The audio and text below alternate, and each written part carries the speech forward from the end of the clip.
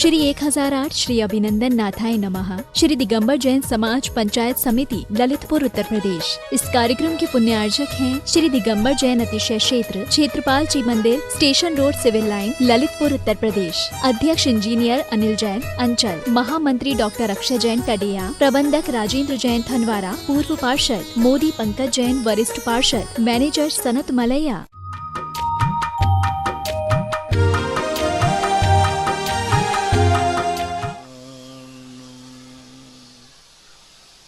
नमो सिद्धाणं नमो आयर्याणं नमो वज्रायाणं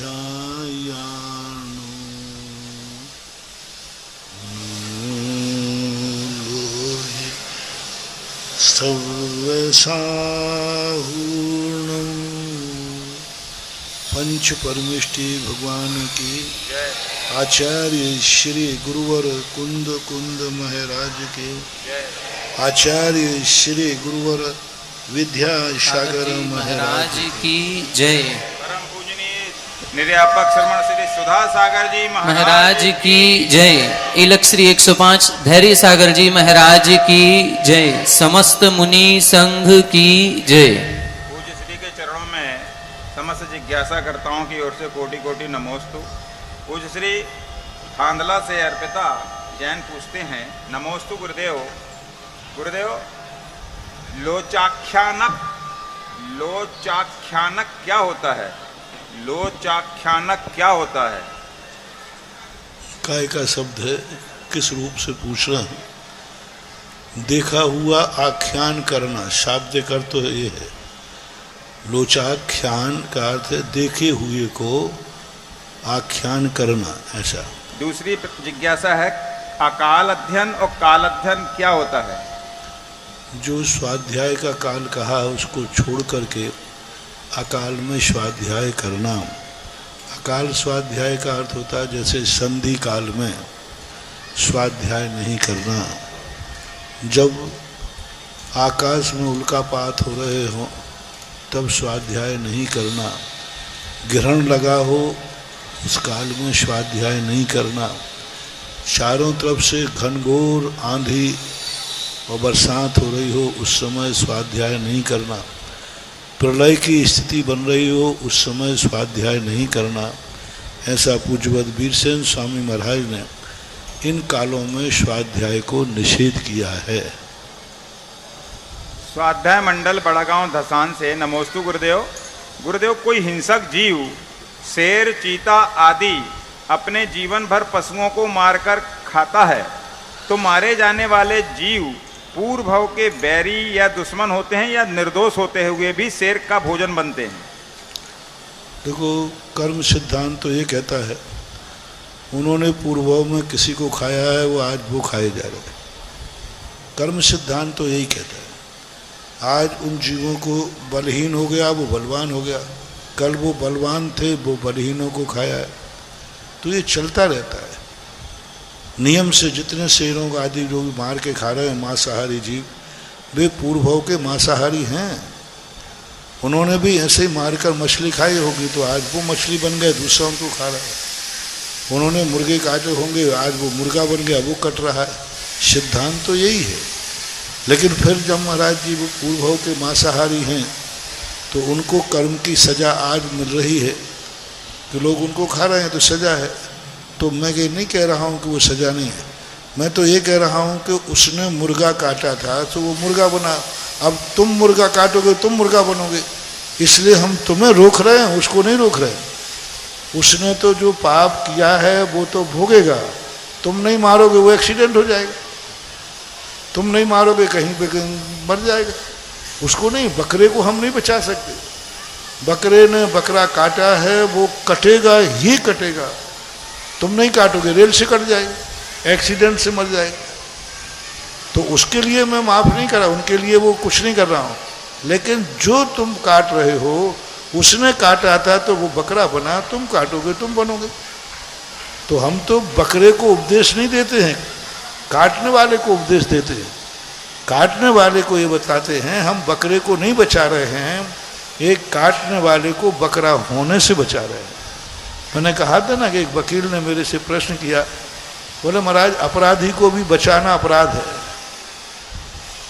आपके सिद्धांत में लिखा है कि जो जीव जैसा करेगा वैसा भरेगा।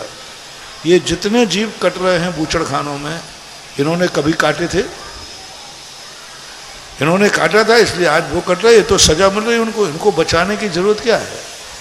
मैंने कहा वकील साहब तुम धन के वकील हो, हम धर्म के वकील हैं। मैं बकरे को कहां बचा रहा हूं? यही तुम्ही ने कहा ना, इसने बकरा काटा था तो अब ये बकरा बना कटेगा। तो मैं तो मनुष्य से कह रहा हूं कि भाई तू बकरा मत काट, नहीं तो कल तुझे भी बकरा बन के कटना पड़ेगा। तो क्या ये भी अपराध है? अपराधी को बचाना अपराध हो सकता है, लेकिन अपराध से बचाना अपराध तो नहीं हो सकता है ना। तो हम तो मनुष्य को रोक रहे हैं, कसाई को रोक रहे हैं कि भाई तू मत करे पाप, नहीं तो तुझे भी एक दिन कटना पड़ेगा। तो ये सिद्धांत है। पर ये निश्चित है कि जिनको जो दुख दिया जा रहा है उन्होंने वो दुख जरूर किसी को दिया है। विद्या जैन बड़ा गांव से, नमोस्तु गुरुदेव। आदिनाथ के समय पोता मारीच मिथ्या मार्गी रहे और पोता श्री पारसनाथ के समक्ष उनके ही नाना मिथ्या मार्गी रहे। ये दोनों प्रसंग लगभग समान हैं। तो मेरी जिज्ञासा यह है, मारीच का उदाहरण हमेशा जनमानस में चर्चा का विषय बना रहता है, पर मिथ्या मार्गी नाना का उदाहरण ज्यादातर नहीं दिया जाता, सुनने में नहीं आता। ऐसा समाधान दें, क्यों? क्योंकि उसके संबंध में विशेष प्रकार की बातें आती। क्योंकि वो नाना जो है एक मत का संस्थापक बना। अब यदि उसका विरोध करते हैं तो उसके मानने वालों में आज विद्रोह हो सकता है, राग द्वेष हो सकता है। आप हमारे संप्रदाय या हमारे संप्रदाय के नेता की आप बुराई कर रहे हैं, क्योंकि वो एक ऐसे धर्म का एक बहुत बड़ा वो था, इसलिए राग द्वेष के लिए। और दूसरी बात है, ननिहाल पक्ष को कौन याद करता है? वंश पक्ष को दुनिया याद करता है। आज आपका वंश ननिहाल से चलता है कि दाल पोते से चलता है? नाना के बेटे से तुम्हारा वंश चलेगा कि तुम्हारे बेटे से? तो मारीच इसलिए चल गया कि उनका वंशज था, नाना पारसनाथ का वंशज नहीं था। ननिहाल का गोत्र अलग होता है, उसका वंश अलग होता है। उसके अच्छे बुरे करने से इस वंश पर कोई सुआ सूतक नहीं लगता। लेकिन ये तो ओरिजिनल वंशज था, दूसरी पीढ़ी थी। इस अपेक्षा से मारीच को विशेष लिया जाता है। नमोस्तु गुरुदेव।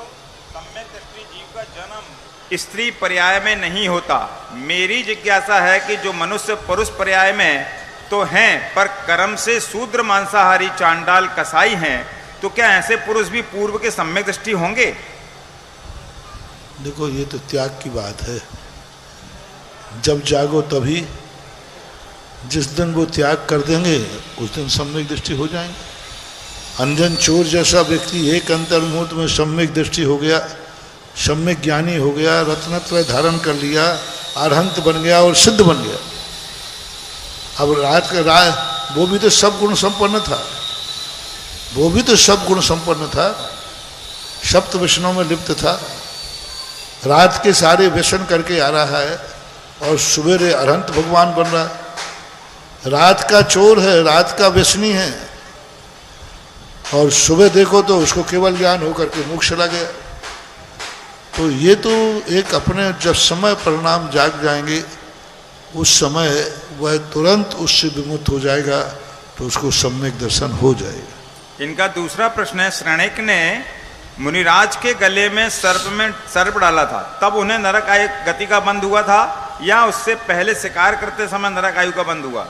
जिस समय डाला था उसी समय उनकी त्रिवली बंद हुई।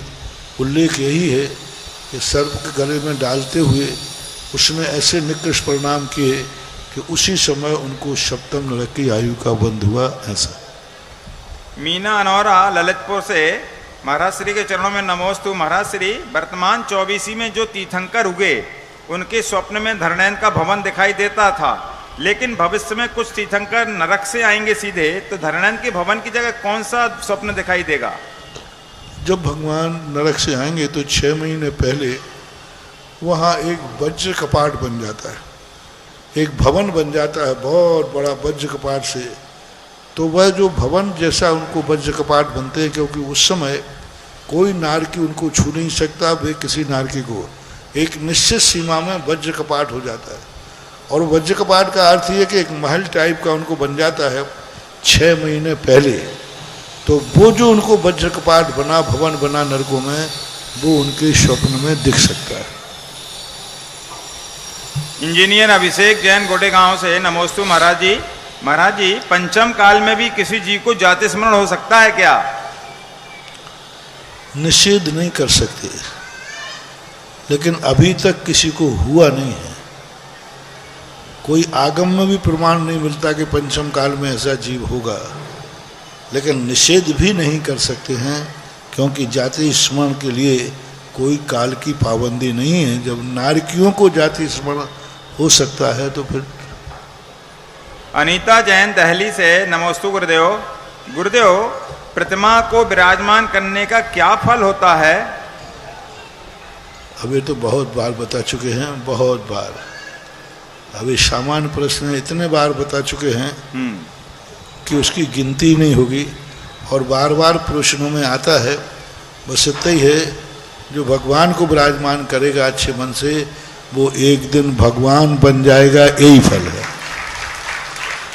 आज कृत्रिम चैत्यालय में मूर्ति विराजमान कर रहा है, कल उसे अकृत्रिम चैत्यालय की वंदना करने को मिलेगा, ये फल है। आज भगवान को उच्चासन दे रहा है, वो स्वयं उच्च पदों को प्राप्त करेगा। आज भगवान को नमस्कार कर रहा है, प्रणते उच्च गोत्र, वो उच्च गोत्र में उत्पन्न होगा। संसार के जितने पुण्य हैं, वे पुण्य सारे भगवान को विराजमान करने वाले को मिल सकते हैं। एल के पाटौदी कोटा से, महाराज श्री के चरणों में नमोस्तु। महाराज जी, अभिषेक के लिए श्री जी को मस्तक पर महायज्ञनायक व यज्ञनायक लेकर आते हैं, वापस अंत में श्री जी को विराजमान करने का अधिकारी शांतिधारा पुण्यार्जक है या महायज्ञनायक यज्ञनायक? जिसमें राग द्वेष ना हो वो है। आपसे में कंप्रोमाइज कर लो भाई, कौन उठाए? कोई कानून थोड़ी लिखा है कि ऐसा करना चाहिए। कायदा से जो यज्ञनायक महायज्ञनायक हैं वे उठा लें, सब में अच्छा समझौता हो जाए तो शांति धारा वो उठा ले। शांति धारा उदार हो तो क्या भैया शांति धारा हमने की, तुम उठा लो, तुम्हारा मन कर रहा है तो। ये सब वात्सल भाव कसाय मत करो। ना भगवान को उठाने में पुण्य है और ना नहीं उठाने में पाप है। आपको उठाते और नहीं उठाते समय आपके परिणामों में संक्लेश हो रहा है। आप दादागिरी से उठा रहे हैं, संक्लेश के साथ उठा रहे हैं, तो भगवान को उठाने में भी पाप है। और संक्लेश नहीं कर रहे हैं, हम संक्लेश नहीं करेंगे, चाहे भगवान को हमें उठाने मिले या ना मिले, तो नहीं उठाने में सबसे ज्यादा पुण्य है।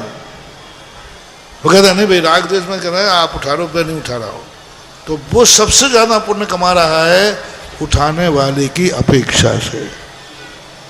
संध्या जैन कुंभोज बाहुबली, गुरुदेव के चरणों में कोटि कोटि नमोस्तु। महाराज श्री, कुछ लोग कहते हैं कि भगवान के चरणों में चंदन लगाने के लिए धवला ग्रंथ का प्रमाण आया है, धवला में आया है, और हम महिला तो इस ग्रंथ का स्वाध्याय कर नहीं सकते, तो कहाँ तक यह उचित है?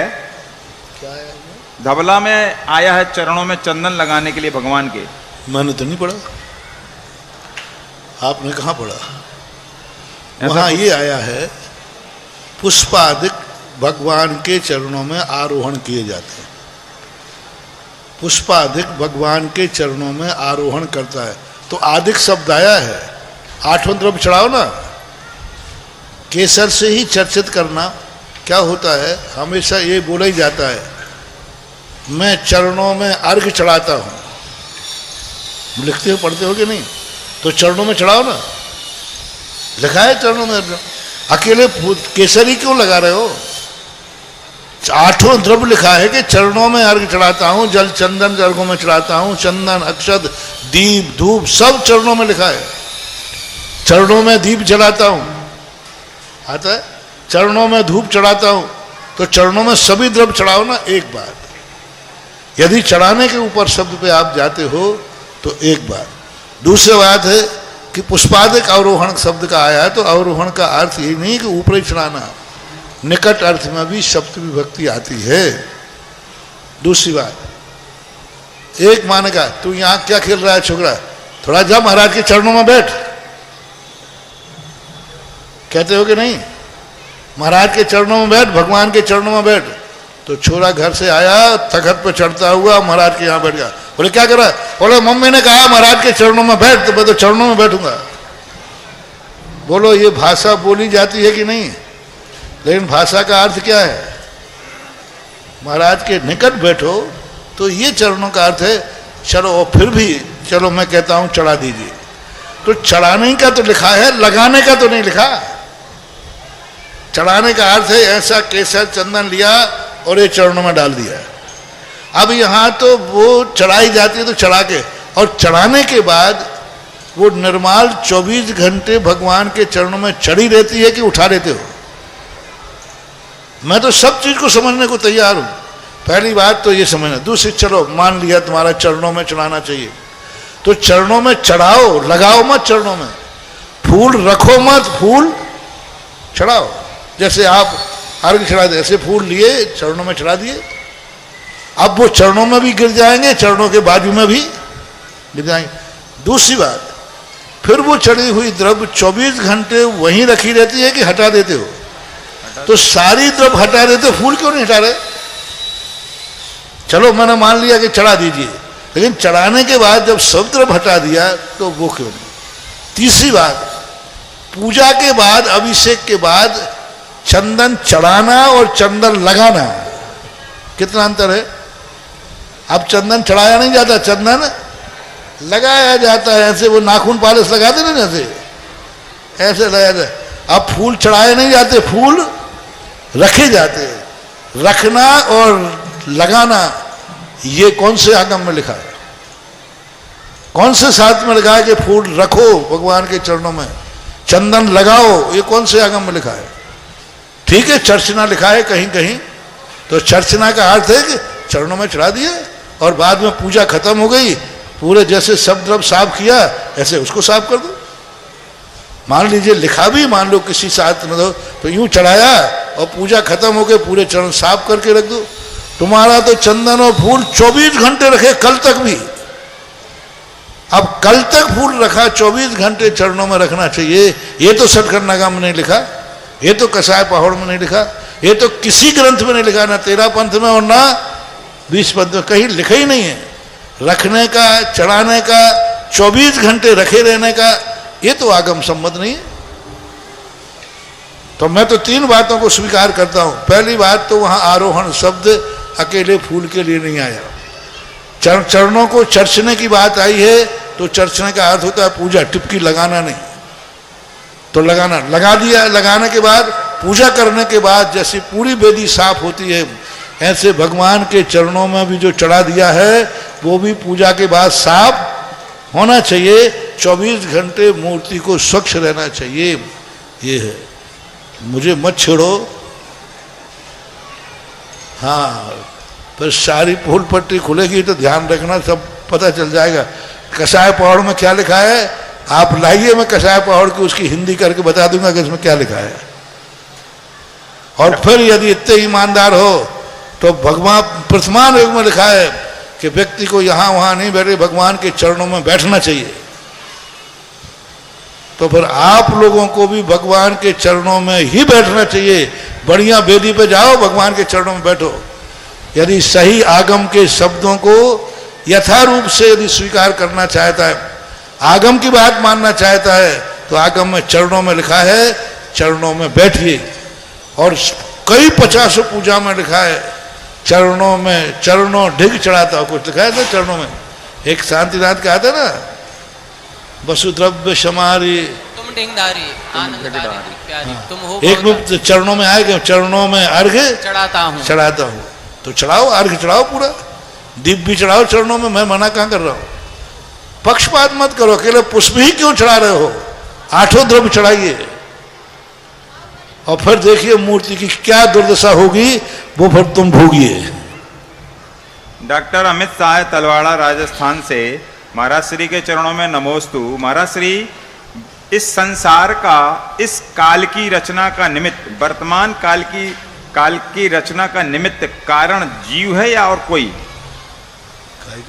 वर्तमान काल जो हुआ पंचम काल, तो इसमें निमित्त जीव पड़ा है या ये कोई और निमित्त से पंचम काल आया? के अशुभ कर्मों के उदय के कारण से पंचम काल में ऐसे ही जीव जन्मते हैं, और पंचम काल के जीव, ऐसे कर्म करने वाले जीव जहाँ जन्मेंगे उसको पंचम काल कहते हैं। और फिर उसको व्यवहार में अपन कहते हैं ये क्षेत्र फलाने लोगों का, ये क्षेत्र में शराबी लोग रहते हैं, तो वो क्षेत्र शराबियों के लिए था कि शराबी लोग लेने लगे तो क्षेत्र शराबी हो गया।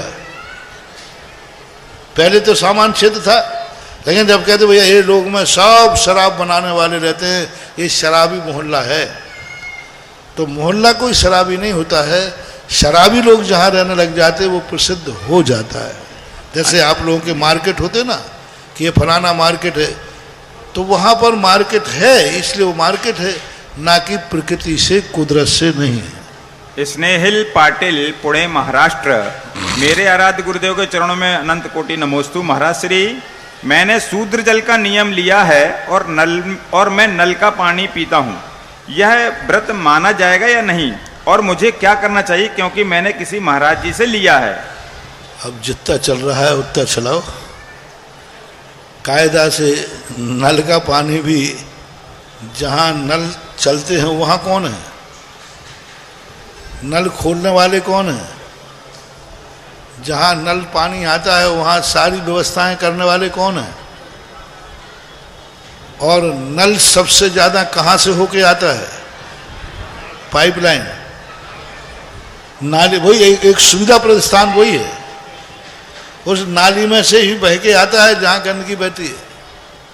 तो ईमानदारी से शूद्र का जल का त्यागी नल का पानी नहीं पी सकता है, फिर भी आप लोगों का जितना बनता है उतना चलाइए, दोष तो माना जाएगा। अनामिका जैन, पुणे महाराष्ट्र, मुनि महाराज जी के चरणों में नमोस्तु। महाराज जी, मैं सालों से नौकरी कर रही थी, पुण्य उदय से मेरा धर्म की तरफ रुझान बढ़ गया, मैंने धनार्जन करना छोड़ दिया, मैं आर्थिक रूप से स्वावलंबी हूँ और अब अपनी शक्ति अनुकूलता आदि अनुसार धर्म सीख रही हूँ, समझ रही हूँ और पालन कर रही हूँ, मैं और उसमें समय भी लगा। समाज के कुछ लोग मुझे, जैन महिला भी और बहुत सारी महिलाएं भी मेरे ऊपर उंगली उठाते हैं कि ये कुछ नहीं करती है।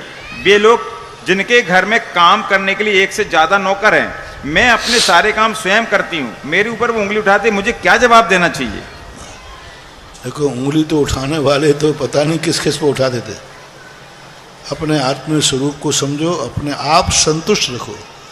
दुनिया को देखोगे तो दुनिया तो करोगे तो भी गड़बड़ है और नहीं करोगे तो भी गड़बड़ है। अपने आत्म परीक्षण करो। अपसख्यम गुरु सख्यम आगम सख्यम, बस अच्छे लोगों की साक्षी क्या है, बाकी दुनिया कहती है, कहते रहना। उनको उस दिन पता चलेगा जिस दिन जिस घर में कमाने वाली बहू है और वो सासू को जवाब देगी और उनमें डाइवर्स होगा, फिर वो कहेगी अच्छी रही बाई जी, तू नहीं कमा रही, हमारी बहू कमाती तो भाग गई। महेंद्र जैन, पत्रकार, इंदौर से, नमोस्तु महाराज श्री। महाराज श्री, चौके में मुनि महाराज जी के सामने देवसाज गुरु की पूजा करना चाहिए या मुनि महाराज जी की पूजा करना चाहिए? कृपया स्पष्ट कर दें। कोई बात नहीं, कर सकते। देवसाज गुरु के तीनों को एक रूप दिया। जब विहार आदि होते हैं तब मुनि महाराज के सामने ही देवसाज गुरु की पूजा है। देव के सामने गुरु की पूजा, गुरु के सामने देव की पूजा की जा सकती। पूज्यवर शांति सागर महाराज जब विहार किया महाराष्ट्र से दक्षिण से शिखर जी के लिए, तो रास्ते में जो श्रावक वृत्ति थे वो जब महाराज जाके विहार करके बैठ जाते थे, सारे लोग आकर के उनके सामने पाद प्रक्षालन, देवसाज गुरु की पूजा करते थे। बाद में वो हार को उठवाते थे। तो ऐसे कोई बात नहीं है, कर सकते हैं, क्योंकि दोनों का एक मुद्रा है, एक रूप है, इसलिए। एडवोकेट अशोक कुमार जैन नसीराबाद से। महाराज श्री नमोस्तु। महाराज जी, आज हमें चंदनवाला जैसी अनेक महान गणनीय आरिकाओं और शीलवान महिलाओं का जीवन चरित्र तो आगम ग्रंथों में पढ़ने को मिलता है, लेकिन किसी भी प्राचीन आरिका के द्वारा लिखे हुए कोई भी प्राचीन ग्रंथ हमें नहीं मिलते। तो क्या हम यह समझें कि जैन दर्शन में आरिकाओं सहित किसी भी महिला विदुषी को अपने स्वविवेक से जिनवाणी को लिपिबद्ध करने, ग्रंथ लिखने की अधिकार नहीं है? कायदा तो यही है,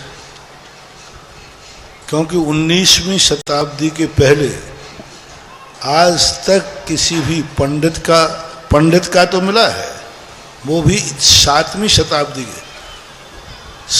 शताब्दी के बाद पंडितों के ग्रंथ लिखे गए। 7वीं शताब्दी के पहले किसी पंडितों के ग्रंथ नहीं मिलते। आरिकाओं के तो 19वीं शताब्दी के पहले के कोई ग्रंथ आरिकाओं ने नहीं लिखा, क्योंकि स्त्री पर्याय के संबंध में अनेक प्रकार की स्थितियां बनती हैं। तो आगम तो नहीं है, और आगम नहीं है और न लिखा गया है, तो अब इसके संबंध में कुछ कह नहीं सकते। वर्तमान तो अलग ही चल रहा है, अतीत कुछ अलग ही है। श्रीमती सज्जला, बड़गांव, महाराष्ट्र। नमोस्तु गुरुदेव। पके हुए फलों में निगोदिया जीव होते हैं क्या? अब वो कितना पका हुआ है ये भी देखना पड़ेगा। पूर्ण पक गया है, पूर्ण सूख गया है तो उसमें नहीं होंगे। आधा पका है तो आधे में होंगे, आधा नहीं होगा। तो पके का पहले निर्णय किया जाए कि वो किस हद तक पका हुआ है, ऐसा। नमन जैन देवास। नमोस्तु गुरुदेव। राम जब अयोध्या से बाहर निकले तब जाकर वो सारी दुनिया में प्रसिद्ध हुए, मर्यादा पुरुषोत्तम की उपाधि पाई। अगर वो अयोध्या में ही रह जाते तो शायद वो इतनी प्रसिद्धि नहीं पा सकते। वर्तमान में भी ऐसे उदाहरण देखने को मिलते हैं कि व्यक्ति जब अपनी जन्मभूमि से बाहर निकलता है तो वो कुछ बड़ा कर जाता है। जिसने कुछ बड़ा किया है उसको अपना घर गांव छोड़ना पड़ा है। तो गुरुदेव, यह बात कहां तक उचित है? क्या यह एक अनकहा सत्य है?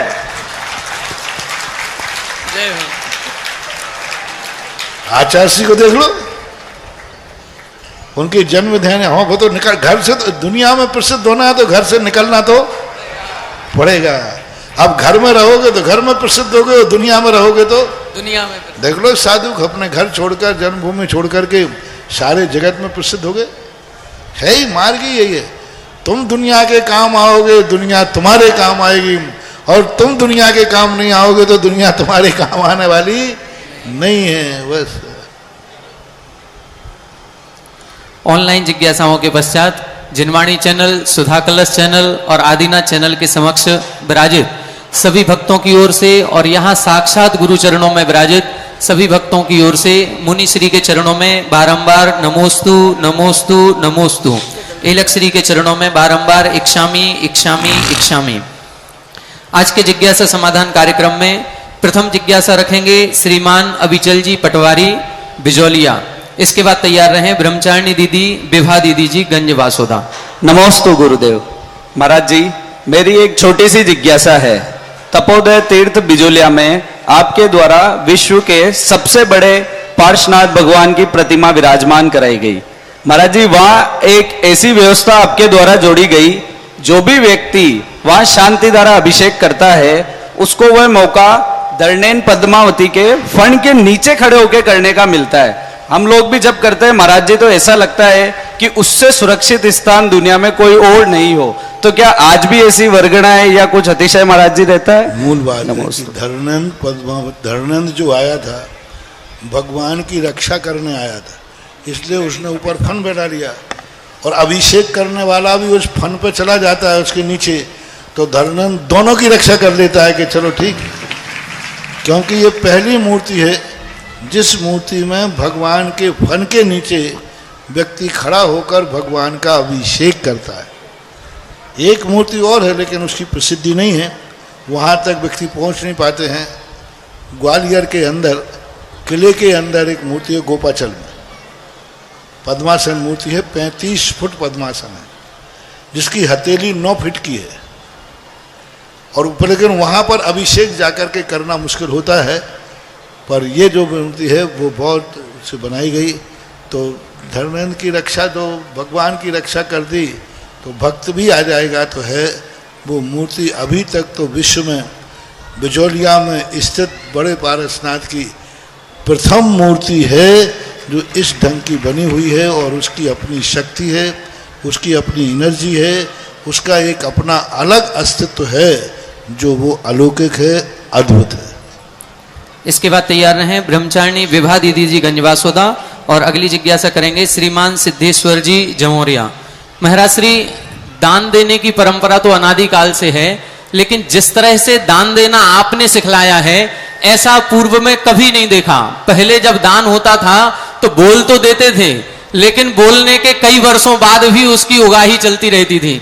लेकिन आज वर्तमान में यह है कि घोषणा होते ही सारी की सारी दान राशि तुरंत ही शाम को ही मंदिर जी में जमा करा दी जाती है।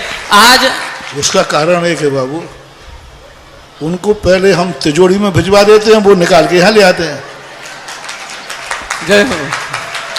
हाँ, सीधी बात है। उनका धंधा पानी अच्छा चलता है तो वे जब अच्छा चलेगा तो लोग जल्दी ला करके देंगे भी, दे देंगे। अब नहीं चलेगा तो कहाँ से लाएंगे? तो पहले हम इनको देते हैं कि हमारा हर भक्त जैनी खूब फले फूले, दिन रात कमाए, खूब कमाए, और बाद में जब खूब कमाएगा फिर बाद में धीरे से प्रवचन देंगे। जय हो। महाराज श्री ऐसे ही से कहेंगे कि भाई अब तू धर्म भी कर, क्योंकि कमा तो रहा ही है, क्योंकि दान, सरकार का टैक्स और धर्म का दान, ये दोनों के दोनों जीवन के अनिवार्य अंग हैं। सरकार को यदि आप कुछ भी टैक्स नहीं दोगे, एक ना एक दिन दुख पाओगे। कमाने के बाद कुछ भी दान नहीं दोगे, एक दिन तुम्हारे कमाई के रास्ते भी रुक जाएंगे और तुम एक एक कौड़ी को मोहताज हो जाओगे। इसलिए ये परंपराएं हैं, व्यवहारिक परंपराएं, व्यवहार चलाने के लिए अनिवार्य हैं। महाराज श्री, आज एक ऐसे परिवार यहाँ पर उपस्थित हो रहे हैं संपूर्ण दान राशि लेकर के, सहस्त्रकूट में जिन्होंने बड़ी प्रतिमा को स्थापित किया है। ऐसे दो परिवार जो हमारे नगर गौरव हैं, ऐसे मुनि श्री पूज्य सागर जी महाराज श्री के गृहस्थ जीवन के भाई पिताजी यहाँ पर उपस्थित हुए हैं बड़ी प्रतिमा लेकर के, और साथ में उनके जीजा जी भी।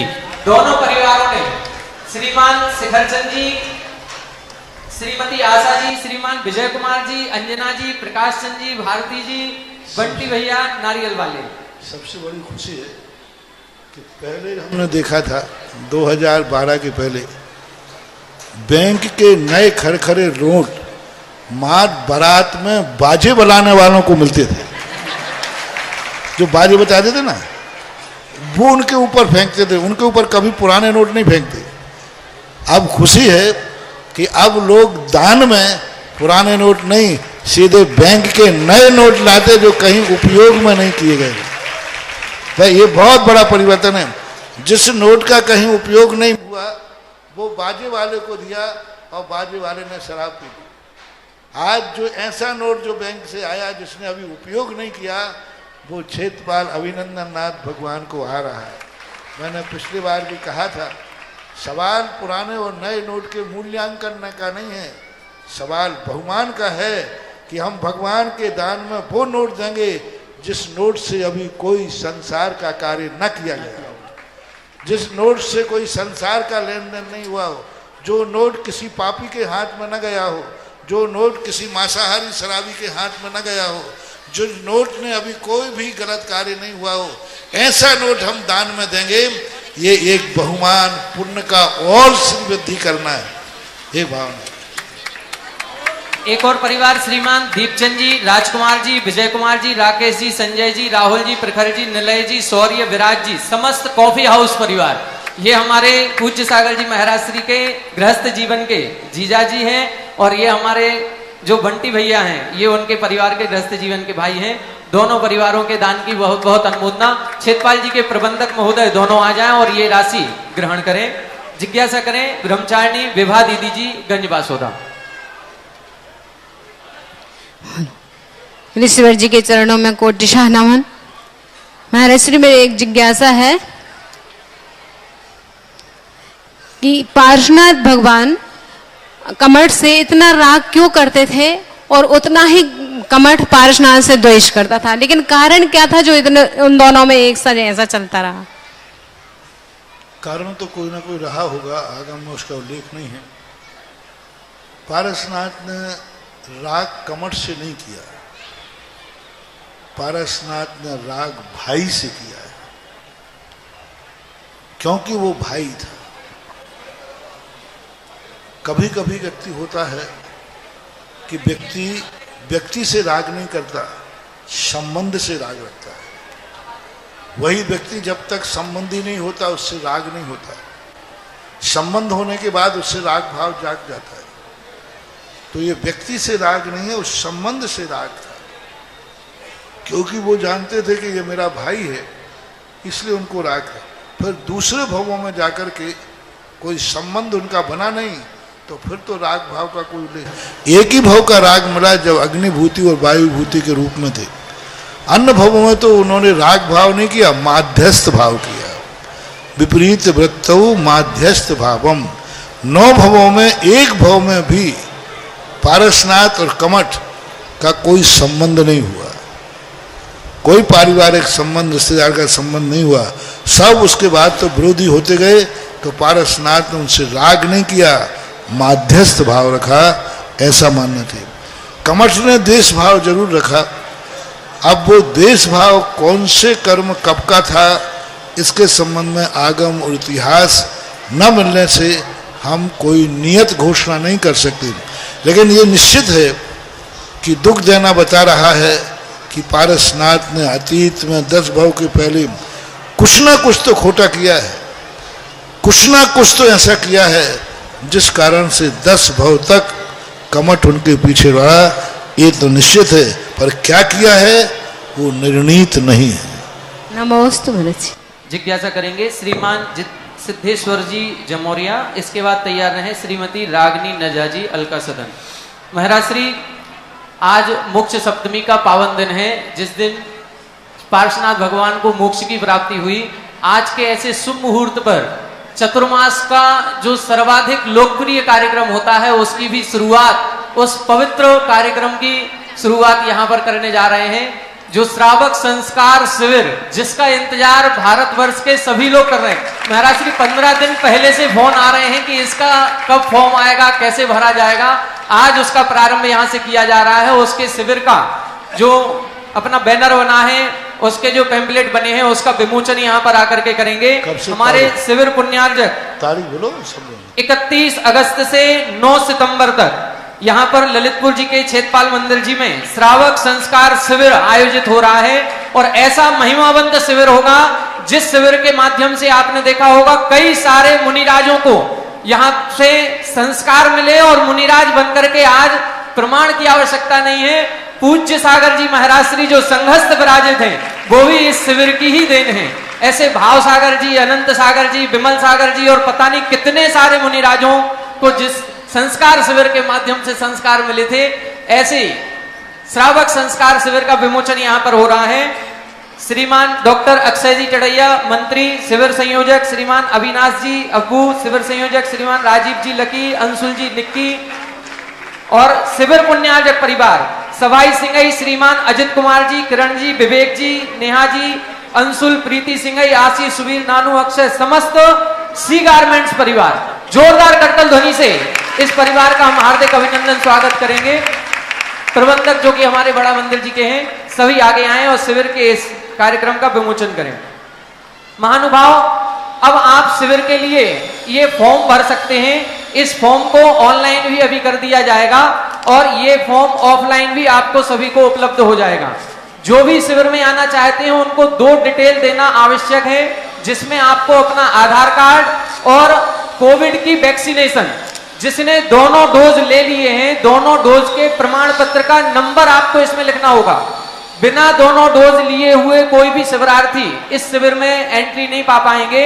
जिन्होंने अभी दूसरा नहीं लगवाया हो, अभी 20 दिन है, शीघ्रता से लगवा लें और उसका प्रमाण पत्र नंबर आपको देना है। ऑनलाइन भी प्रोसेस इसकी शुरू हो जाएगी, शीघ्रता से आपको सूचना दी जाएगी। जिज्ञासा करेंगे श्रीमान सिद्धेश्वर जी जमोरिया जी। इस शिविर में जिनका निर्देशन हम सभी को प्राप्त होगा। ऐसे श्रीमान हुकुम जी काका कोटा और श्रीमान दिनेश जी गंगवाल जयपुर, दोनों इन महानुभावों के निर्देशन में इस संपूर्ण शिविर की क्रियाविधि संपन्न होगी। जिज्ञासा करें।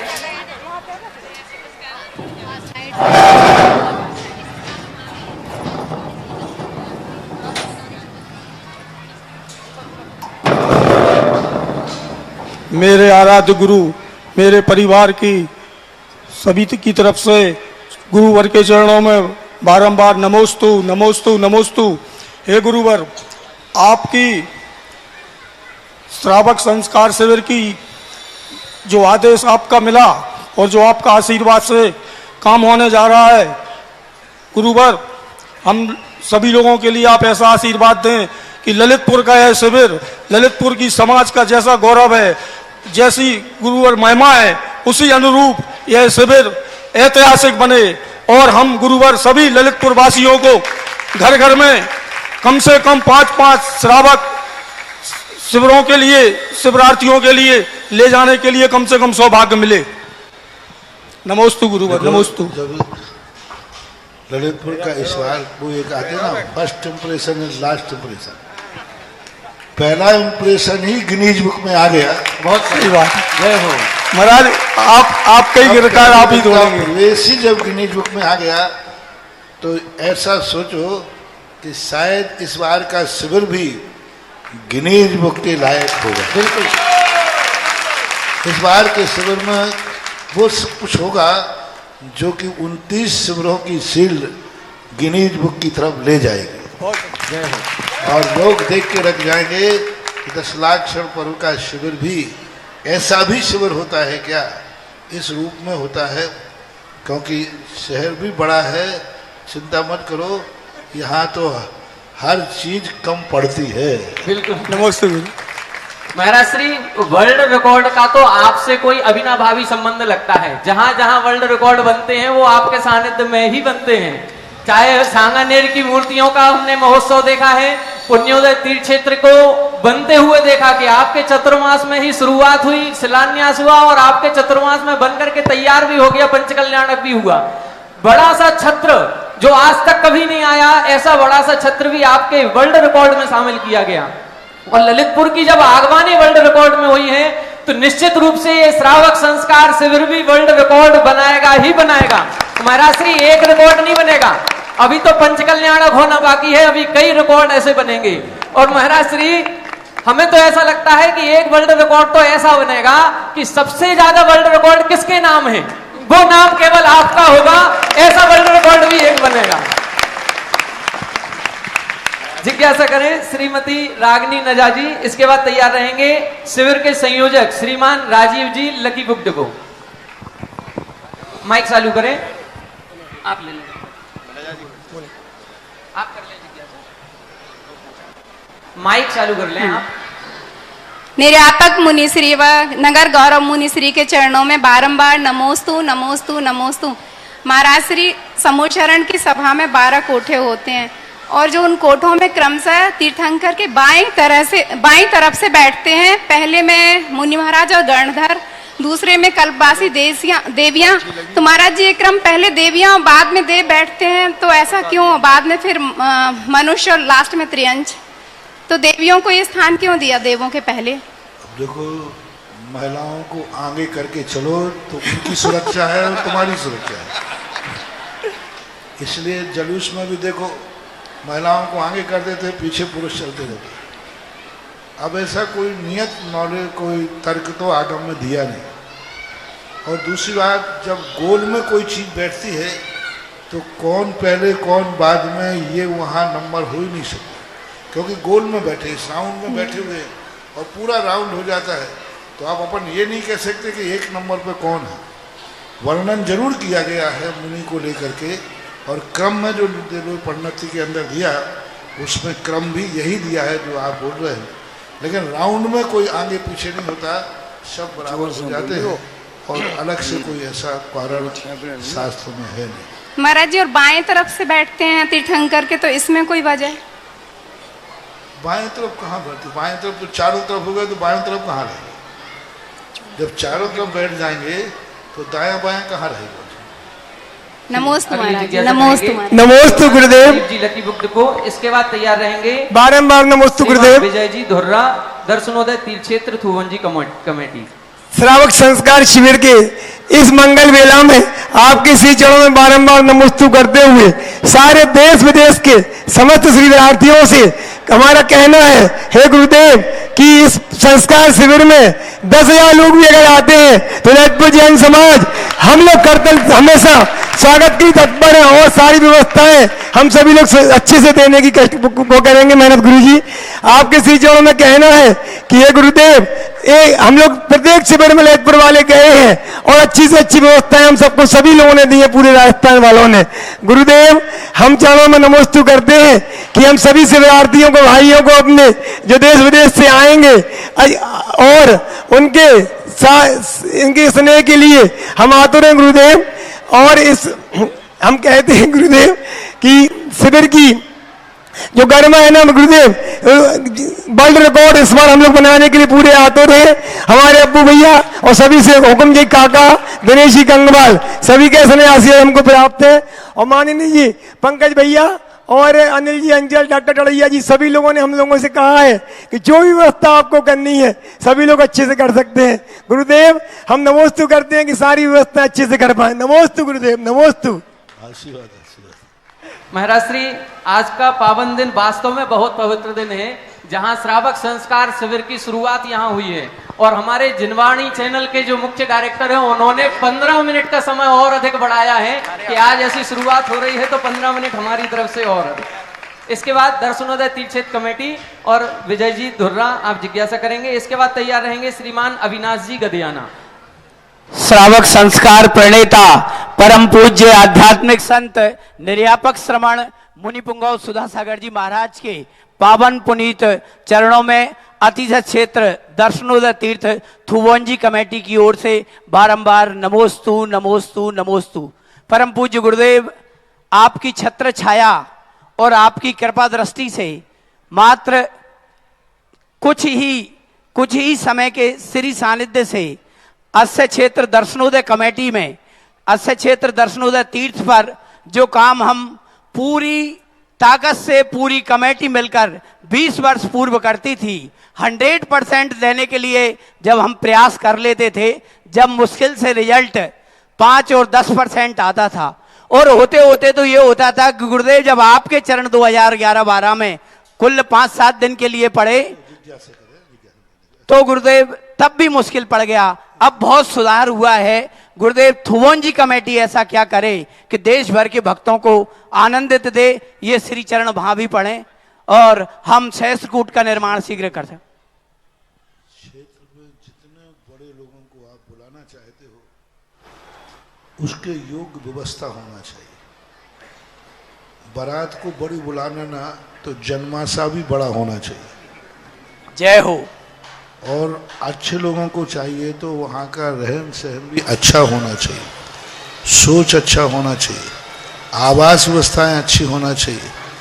व्यवस्थाएं जितना आप अच्छा करोगे उतने अच्छे लोग आएंगे और जितना आप माध्यस्थ करोगे तो मध्यम लोग आएंगे। तो क्षेत्रों को तो आज का युग है सुविधाओं का।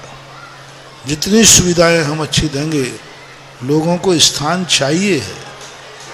हर व्यक्ति 8 दिन में अपने शहर में ऊब जाता है, थक जाता है, दौड़ धूप में मेंटली टेंशन में आ जाता है।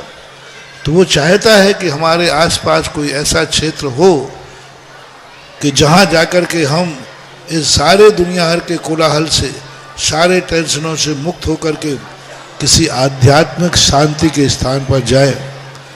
दर्शनोदय तीर्थ क्षेत्र एक ऐसा सुरम्य, एक ऐसा अलौकिक क्षेत्र है जहाँ पर संपूर्ण प्रतिमाएं खड़गासन में विराजमान है, जहाँ पर संपूर्ण वातावरण एक नेचुरल ब्यूटी से भरा हुआ है, जंगलों के बीच में है। वो स्थान अपने आप में बहुत ऊंचाइयों के छूने लायक है। बस जय हो उसके लिए आपको करना है। देखो, क्षेत्र कोई भी हो, आज थोबंजी से भी गया बीता था तीर्थोदय तीर्थ क्षेत्र गोलाकोट, बिल्कुल गया बीता था। लेकिन कमेटी की कुशलता से, कमेटी की लगन से, कमेटी की मेहनत से आज सबसे पिछड़ा हुआ तीर्थ क्षेत्र सबसे नंबर 1 पे आ गया। जय हो, जय हो। तो यदि कमेटियां एकदम लग जाएं, जुट जाएं सब लोग मिलकर के, और गोलाकोट के तो आसपास में भी कोई बड़ी समाज नहीं है, दर्शन तीर्थ क्षेत्र में तो सबसे बड़ी समाज अशोकनगर की। अशोकनगर चाहे तो थूवन जी की हर सड़कें सोने की बना सकता है। जय हो, जय हो। हर मंदिर सोने के बन सकते हैं, हर मंदिर चाहे तो। बस जिस दिन अशोकनगर वाले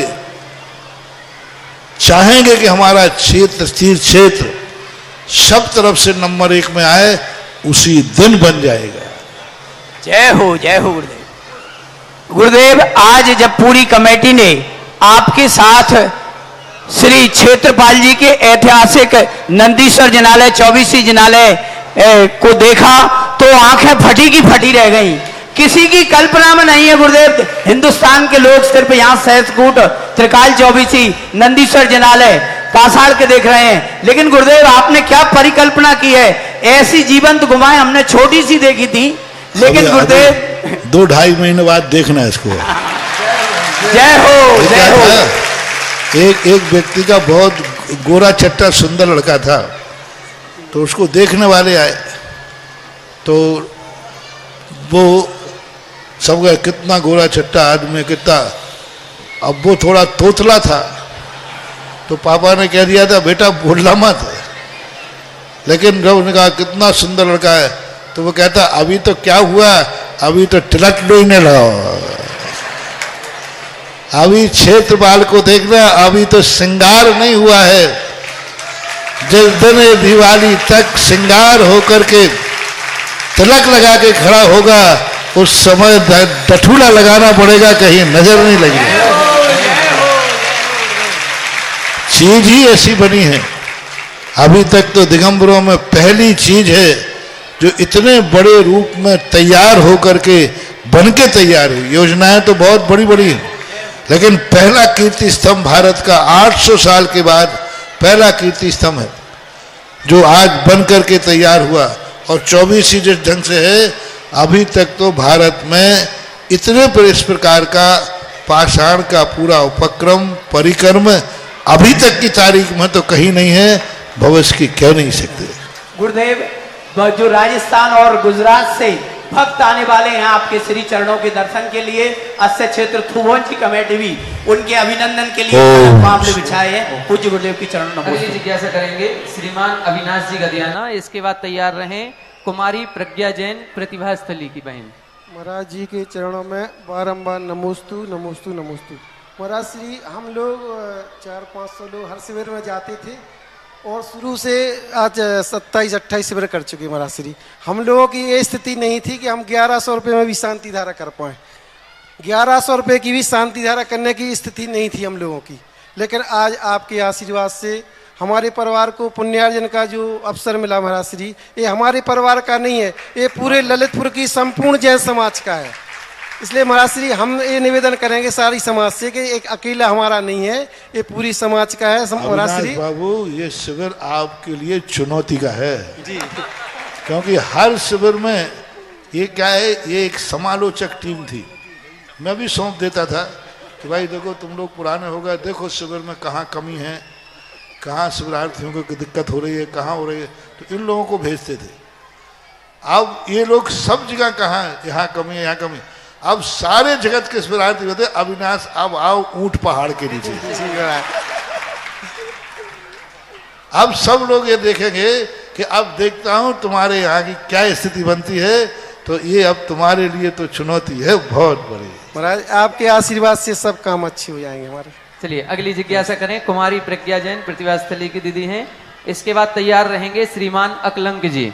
रक्षाबंधन का जो कार्यक्रम होगा जिसमें 700 मुनिराजों की 700 श्रीफल के माध्यम से हम अर्घ्य समर्पित करेंगे, उसके लिए कुछ नाम प्राप्त हुए हैं। श्रीमान महेंद्र जैन, राकेश जैन, संगीता, वंदना, ऋतिक, सम्यक, रिया, सृष्टि, समस्त जमुनिया परिवार, श्रीमती पुष्पा देवी जी, तरश्चंद जी, संजीव जी, रेखा जी, शाश्वत, राम, अरुण, समस्त पुष्पा इलेक्ट्रिकल्स परिवार, श्रीमती अंगूरी जैन मामा भांजा परिवार, श्रीमान राकेश जी बरिया, धर्मेंद्र जी, स्वप्निल जी, संभव जी, सोमिल जी, समिक जी, समस्त बरिया परिवार, श्रीमान हेमंत जी, अभिषेक जैन खरगापुर परिवार, श्रीमान विमल जी, श्रीमती प्रतिभा जी, ऋषभ जी, सोनम, चेतन, धारांश, ढुंगासरा वाले समस्त परिवार।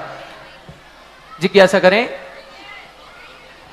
नहीं है। चलिए इसके बाद अकलंक जी आप तैयार रहें, जिज्ञासा करेंगे। तीर्थोद्धारक निर्यापक श्रमण जगत पूज मुनिपुंगव श्री सुधा सागर जी महाराज के चरणों में कोट सा नमोस्तु। महाराज श्री जिज्ञासा है, जैसे कोई पुण्य कार्य या मांगलिक कार्य करना हो तो उसमें निमित्त अपने आप बनते हैं या निमित्त बनाए जाते हैं, और बनाए जाते हैं तो किस प्रकार बनाए? निमित्त अपने आप कभी नहीं मिलता, निमित्त मिलाए जाते हैं। क्योंकि निमित्त की नहीं पड़ी है कि तुम मेरे से काम लो, उपादान की पड़ी है कि निमित्त मेरे काम आए। जिस निमित्त से हमारे कार्य होना है उस निमित्त को जुटाना पड़ता है, मिलाना पड़ता है। उस निमित्त को पाने के लिए पूर्व भाव का पुण्य चाहिए, वर्तमान का पुरुषार्थ चाहिए। सारी अनुकूलताएं मिलने पर वह पुण्य का संचय होता है। वो निमित्त हमारे लिए हमारे परम पुरुषार्थ से ही प्राप्त होता है। जो बिना पुरुषार्थ के निमित्त मिलते हैं वो सिद्धिदायक नहीं होते। निज काल पाए विधि झरना, तासों निज काज न शरना। जो सहज रूप में कार्य हो जाता है वो कार्य सिद्धिदायक नहीं होता। जो कार्य तपस्या करके, मेहनत करके, पुरुषार्थ करके जिस निमित्त को प्राप्त किया जाता है वह निमित्त कार्यकारी होता है।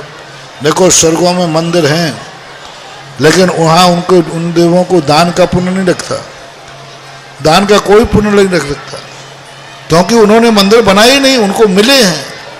मंदिर बना करके पूजना और मंदिर बना बनाया मिलना बहुत अंतर है।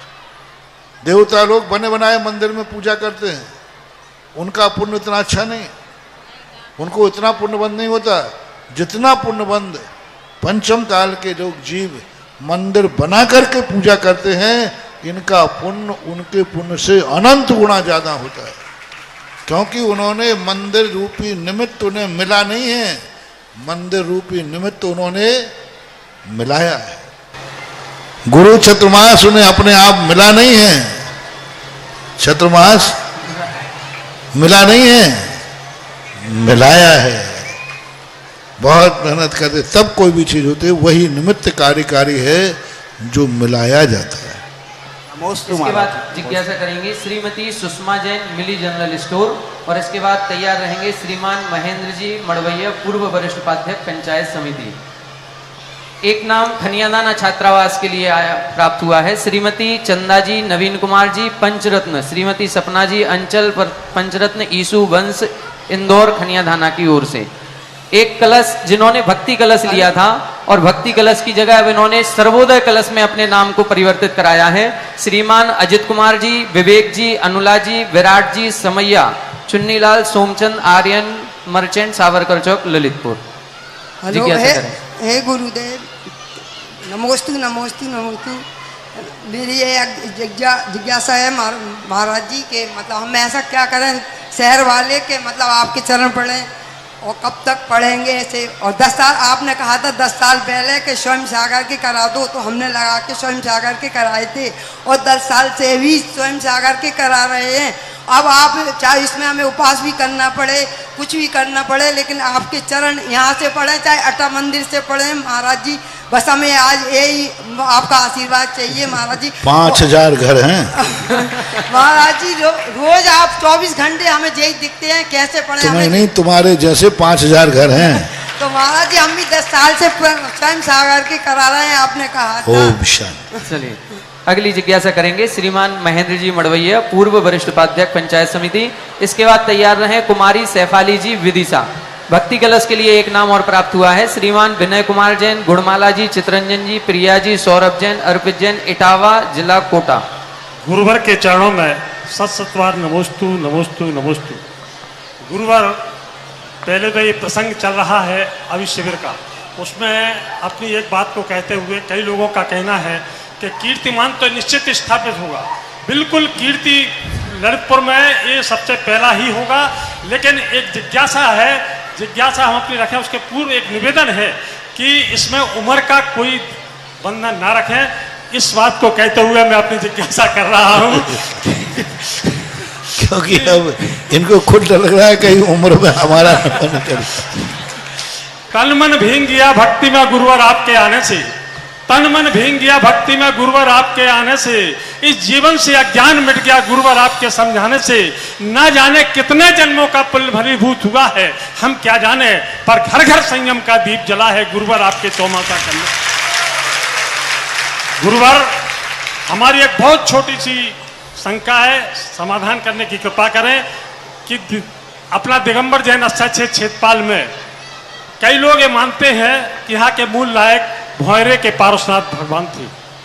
अब कई लोग कहने लगे हैं कि आश्चर्यकारी जो प्रतिमा है हमारी अभिनंदन स्वामी मूल नायक हैं।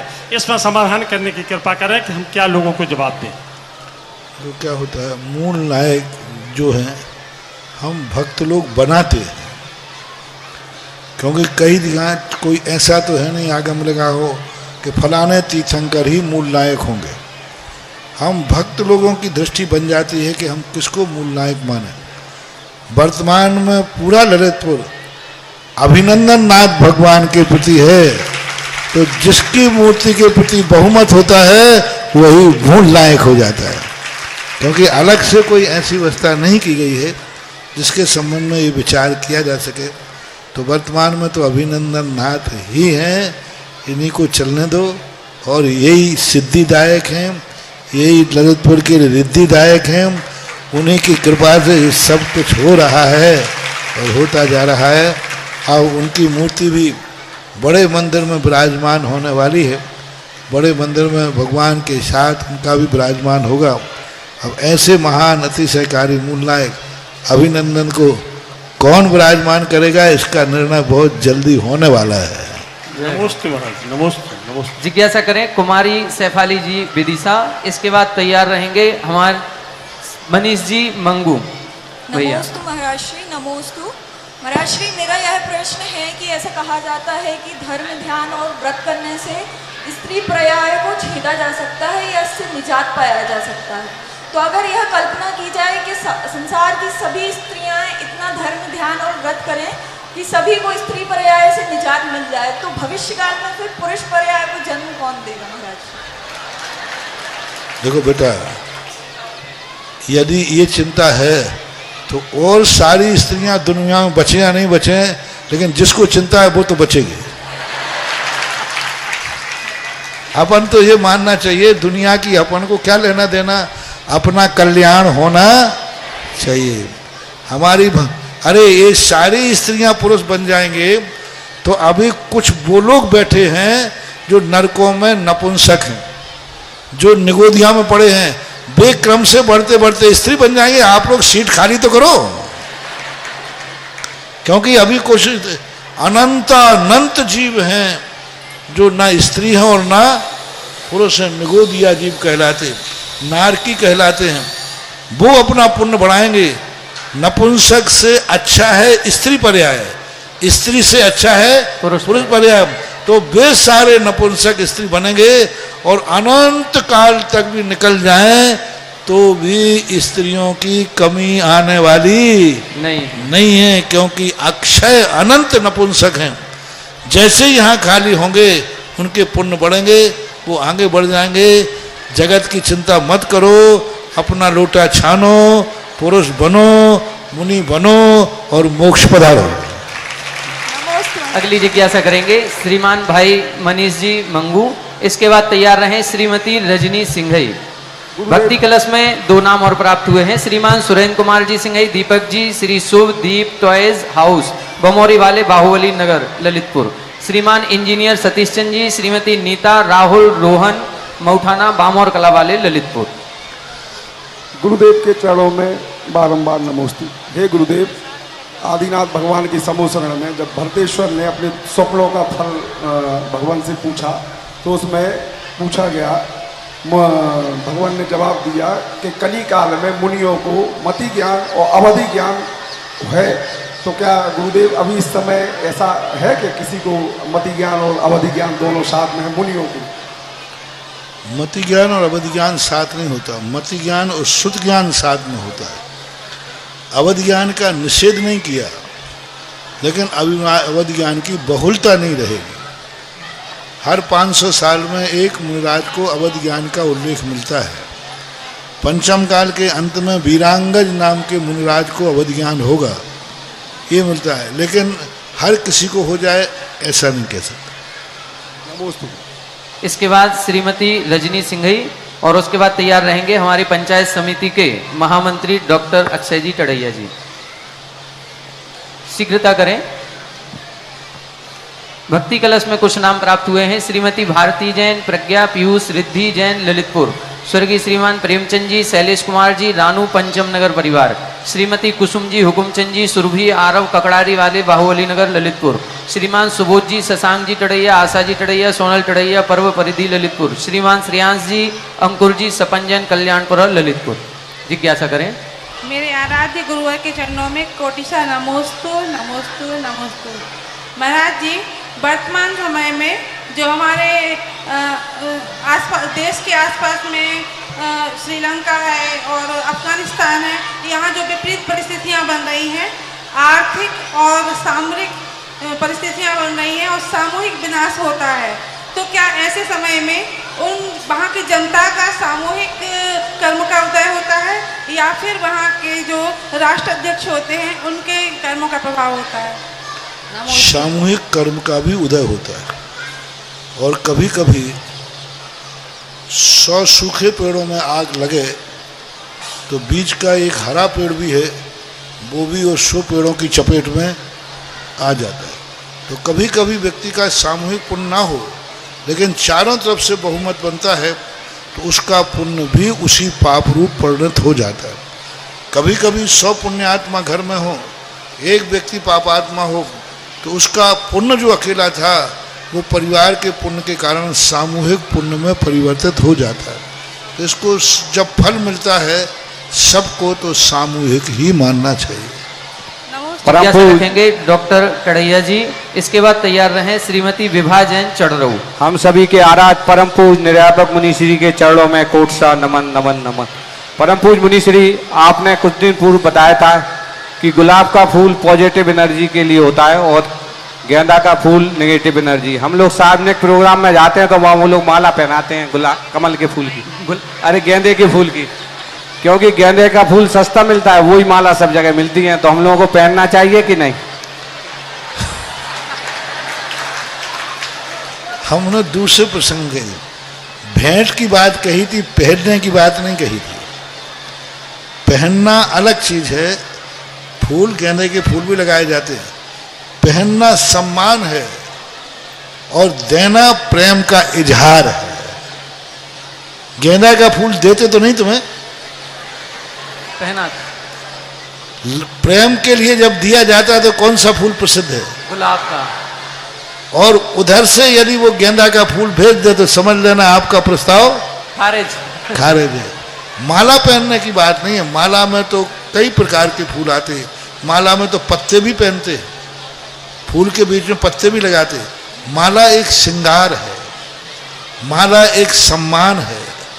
माला का लिए कुछ मोती की भी माला होती है, मोतियों की भी माला होती है, लेकिन एक फूल की जो बात कही थी, वह फूल अपने आप में एक ऐसा सकारात्मक होता है जो दूसरे को आकर्षित करता है, दूसरे को जोड़ने के लिए दिया जाता है। और नकारात्मक का जो है, क्योंकि वास्तुशास्त्र में भी मकान के सम्मुख पीले फूलों को लगाने के लिए मना किया है। वास्तु में कहा कि मकान के सम्मुख पीले फूलों की बगिया न लगाएं। और पीले फूल में कनेर आता है, गेंदा आता है, तो ये सम्मुख के लिए मना किए, आजू बाजू पीछे लगाए जा सकते हैं, इस प्रकार का। और गुलाब तो फिर गुलाबी है, सारे जगत में फूलों का राजा कौन है? गुलाब है। चलिए जिज्ञासा करेंगे श्रीमती विभाजन चढ़ऊ। इसके बाद तैयार रहेंगे श्रीमान अरविंद भैया जी, नई बस्ती ललितपुर। महाराज श्री के चरणों में नमोस्तु नमोस्तु नमोस्तु।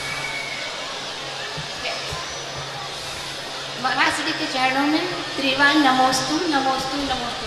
हे गुरुवर, जैसे अपने दरवाजे से गुरुजी निकले और अपने पास कुएं का जल ना हो तो क्या हम बोरिंग के पानी से उनका पात्रक्षालन करवा सकते हैं? अब मैं तो यही कहूँगा, नहीं होना चाहिए। गुरुजी अगर नहीं है, अब तुम्हारे अंदर की बातें हैं, ज्यादा मत खोलो तो सार है। सही बात। क्योंकि कायदा तो यही है कि हम तो यही कहेंगे कि कुएं का पानी का उपयोग होना चाहिए, लेकिन फिर भी पीने में और उपयोग करने में अंतर है। पीने की वस्तु अलग है और बाहरी उपयोग करने की वस्तु अलग है। पूरे खेत में पानी दिया जाता है, कपड़े धोए जाते हैं, कोई छान के धोता है? टॉयलेट छान के पानी से करते हो? लेकिन पीने का छान के। तो ये थोड़ा अंतर होता है। फिर भी मेरा समर्थन यही है कि कुएं के पानी से ही होना चाहिए। चलिए जिज्ञासा करेंगे अरविंद भैया जी नई बस्ती। इसके बाद तैयार रहे श्रीमती प्रीति जैन ललितपुर। भक्ति कलश में कुछ नाम प्राप्त हुए हैं। श्रीमान दीपक जैन, महेंद्र जैन मड़ावरा वाले समस्त परिवार, श्रीमान सुनील जी नायक, कृष्णा नायक, कैलाश चंद जी नायक ललितपुर, श्रीमान सौरभ जी, गौरव जी, मुन्नी देवी जी रावरपुरा ललितपुर, श्रीमती रागनी जी, मनोज जी रिचा, डॉक्टर कृति मनन नजा, समस्त मनोज कुमार नजा अलका सदन परिवार, श्रीमान अशोक कुमार जी, चंद्रकांता जी, गौरव जी, मेघा जैन, भानु शिखा जैन समस्त परिवार, श्रीमान आनंद जी, अजय जी, राही जैन विधुआ कॉलोनी ललितपुर। हे गुरुवर नमोस्तु नमोस्तु नमोस्तु। महाराज जी मेरी जिज्ञासा है, जो मंदिर के प्रबंधक होते हैं अथवा मैनेजर, उनके पास जो पैसा रहता है दान का, वो अपने घर के काम में उपयोग लाते हैं और फिर वापस पुनः ज्यों का त्यों रख देते हैं। इसमें क्या दोष है और इसका फल क्या है? बाबू 99% तो नहीं लाते हैं, कोई 1% लाता है तो क्यों सबके सामने उनकी कलई खोलते हैं? 99% प्रबंधक मंदिर के पैसे का उपयोग नहीं करते। नहीं, जो घर नहीं ले जाते, मैनेजर रखते हैं तो सुरक्षा के लिए ले जाते हैं। मैनेजर के ऊपर कमेटी का अंकुश होना चाहिए, वो घर कैसे ले जा सकेगा? मैनेजर भी 90% या 95% मैनेजर मंदिर के पैसे का उपयोग नहीं करता, क्योंकि उनके ऊपर कमेटी होती है। अब 2 नंबर में कोई चोरी चपाटी से करे तो वो गिनती में नहीं आते, वो मार्ग नहीं है। चोर के लिए कोई रास्ता, तो कोई चोरी चपाटी करे तो बात अलग है। सामान्य रूप से कोई मैनेजर पैसों का उपयोग घरों में नहीं करते, ना हमारे प्रबंधक करते हैं। अब 100 में से कोई एक आध करता है तो महानुभाव, किसी भी कॉलेज का रिजल्ट 100% लाना मुश्किल है। 90-95% आ रहा है, तो उसके कारण से सारे लोग। अब रही बात करना चाहिए नहीं करना चाहिए, नहीं करना चाहिए। मंदिर की कोई भी संपत्ति का उपयोग यदि आप पदों पर हैं तो खास तौर से मंदिर की संपत्ति का उपयोग नहीं करना। मंदिर की संपत्ति का कोई भी कार्य, गाड़ी माड़ी का भी उपयोग महाराज मंदिर के संबंध में नहीं करना चाहिए, निजी रूप में उपयोग नहीं। तो कायदा तो यही है, मैं कई बार बता दिया, कभी और विस्तार से बताऊंगा। एक बार एक व्यक्ति ने कहीं किसी काम के लिए मंदिर का गया, बिल आया, उसमें दाढ़ी बनाने का बिल लिखा था। तो दाढ़ी बना, मैंने कही भाई ये बता दे, घर में रहता तो दाढ़ी बनाता कि नहीं बनाता? तो उसने कह दिया मैंने इसलिए नहीं बनाई थी कि वो बाहर जा रहे तो बनाएंगे, पैसा मंदिर से मिल जाएगा। तो अब ये साक्षात बेईमानी है। दाढ़ी में बाहर जाओ या ना जाओ, बनना तो है ही। दाढ़ी बनाने का बिल भी लगाया गया था, वो भी मैंने ललितपुर में देखा था। लेकिन अब एक ने दाढ़ी बनाने का बिल लगा दिया तो हम पूरी कमेटी को उसमें ले ले में नहीं, ऐसा नहीं ले सकते हैं। ऐसा आज के जिज्ञासा समाधान कार्यक्रम की अंतिम जिज्ञासा श्रीमती प्रीति जैन ललितपुर। इसके बाद आरती के लिए तैयार रहेंगे श्रीमान गुलझारी लाल जी, राजकुमार जी, गदौरा वाले समस्त परिवार। आज की आरती लाइव में चलेगी, शीघ्रता करें। पूज्य गुरुदेव के चरणों में बारंबार नमोस्तु मेरा मेरे परिवार की ओर से, पूज्य निकलंक सागर परिवार की ओर से। गुरुदेव मेरा प्रश्न है कि मुनि श्री निकलंक सागर जी का अल्प आयु में समाधि पूर्वक मरण होना, क्या अल्प आयु उनकी इतनी ही थी और मुनि श्री उनके साथ त्यागी वृत्ति की कोई अल्पायु नहीं होती। 8 वर्ष अंतर मुहूर्त के नीचे अल्पायु होती है, और 8 वर्ष से ऊपर जो मरण करते हैं उनको जैनागम में अल्पायु नहीं कहा गया। गुरुदेव उनके जीवन से जुड़े सारे प्रसंग जो हम लोगों को पल पल आते हैं, उनके लिए महाराज जी हम लोग अपने आप को कैसे संबोधित करें और अपना मन कैसे उनके आचरण, उन्होंने जो उपदेश दिए उनका पालन करो और उन जैसे अपने व्रतों को मोक्ष मार्ग पर बढ़ाओ, यही साधुओं का उपदेश होता है। और महाराज जी उनसे जुड़े जो प्रसंग हैं उनके लिए कैसे अपने जीवन में उतारें। चलिए, आज की जिज्ञासा समाधान कार्यक्रम यहीं पर संपन्न होता है। आज की आरती का सौभाग्य प्राप्त किया है परी के जन्मदिन के अवसर पर श्रीमान गुलझारी लाल जी, राजकुमार जी, गदौरा वाले समस्त परिवार शीघ्रता से आगे आएंगे। अन्य सभी महानुभावों से निवेदन है वो अपने स्थान पर ही रहेंगे, वहीं से आरती करेंगे।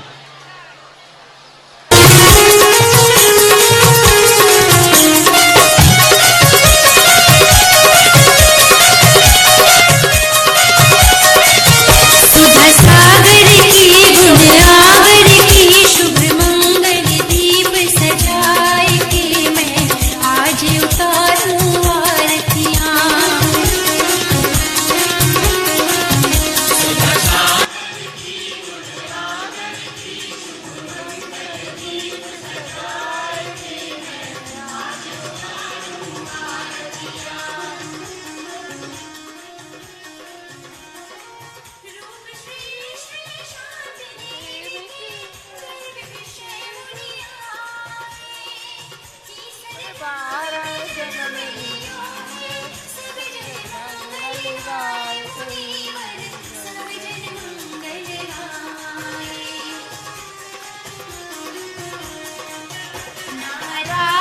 के धारी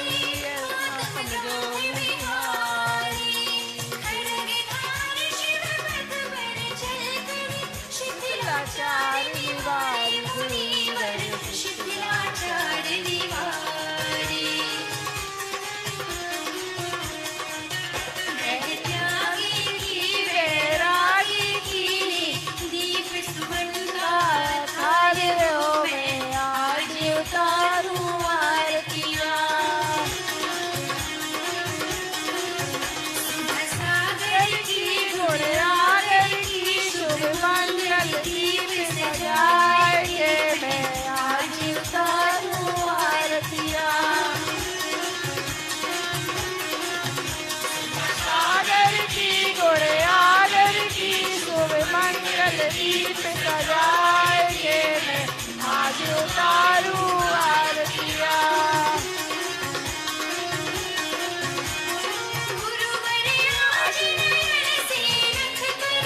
आलोकित सुख पाया तुझे आरती करके फूला नहीं समाया फूला नहीं समाया।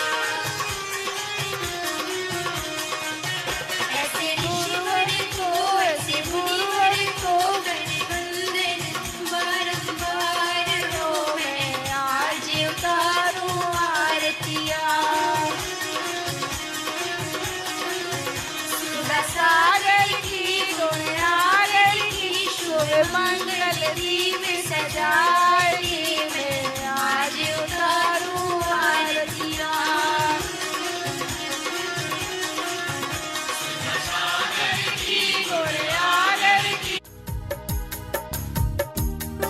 श्री 1008 श्री अभिनंदन नाथाय नमः श्री दिगंबर जैन समाज पंचायत समिति ललितपुर उत्तर प्रदेश। इस कार्यक्रम के पुण्यार्जक थे श्री दिगंबर जैन अतिशय क्षेत्र क्षेत्रपाल जी मंदिर station road civil line Lalitpur Uttar Pradesh. अध्यक्ष इंजीनियर अनिल जैन अंचल, महामंत्री डॉक्टर अक्षय जैन टडिया, प्रबंधक राजेंद्र जैन थनवारा, पूर्व पार्षद मोदी पंकज जैन वरिष्ठ पार्षद, मैनेजर सनत मलैया।